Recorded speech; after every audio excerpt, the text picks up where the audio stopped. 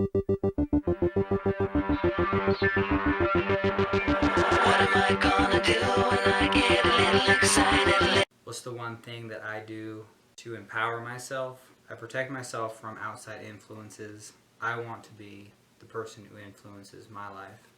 I guess, my life's only going to be as good as my vices, and I have started to make sure I don't have very many vices. So for other people that do have a lot of vices, quitting one thing when 10 things are wrecking their life, I get how it's hard to start somewhere.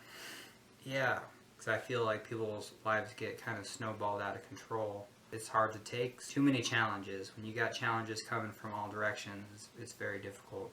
I don't drink alcohol.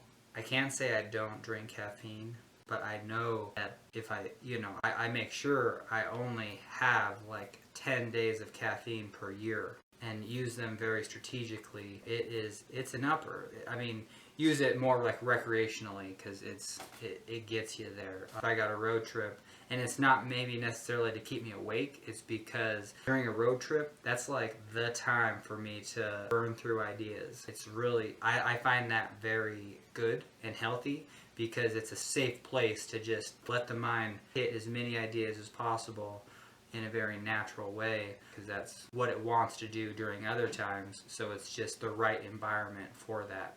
So I'll drink caffeine before road trips and just get one topic after a next, knowing full well that if I came up with 100 ideas that could require some action, there is no obligation to do any sort of action on all those ideas, whether they're projects to that nature.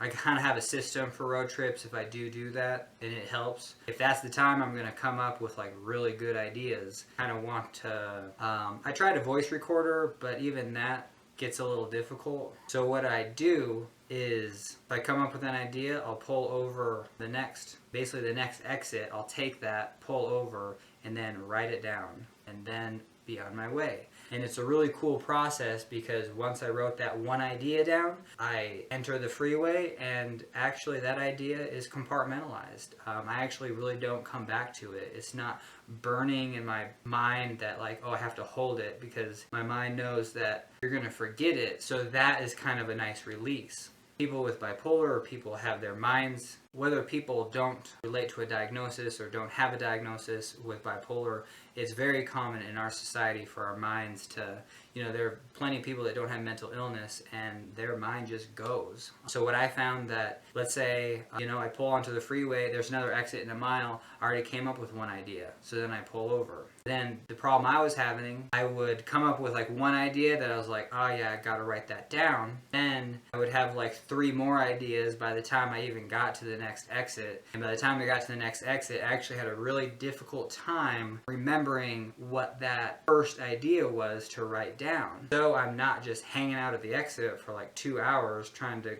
because the point is to not do that. Be kind of more free with my ideas while I'm in a life situation, not to have the mind halt to a stop trying to think about what idea I was trying to remember. So that was like a goal where I would pull off, get onto the interstate, remember an idea, knowing that I'll probably come up with like 4 more ideas by the time I actually write down the first one. I set that as a challenge where my only goal was to write down the first idea. If I could write down 4, I would, but I didn't have to. I made sure that if I ever couldn't think of anything right off the bat, don't worry about it, and then make my way. Just a disclaimer, that might sound dangerous, doing this pattern on the freeway, having a lot of ideas and then pulling off. I live in Montana, so going, I don't know. I mean, basically, if you're in rural country, you hit those rural exits, and yeah, you're the only car that's going to hit that exit for the next half hour. So it's very, very common to pull over and park, write down one idea,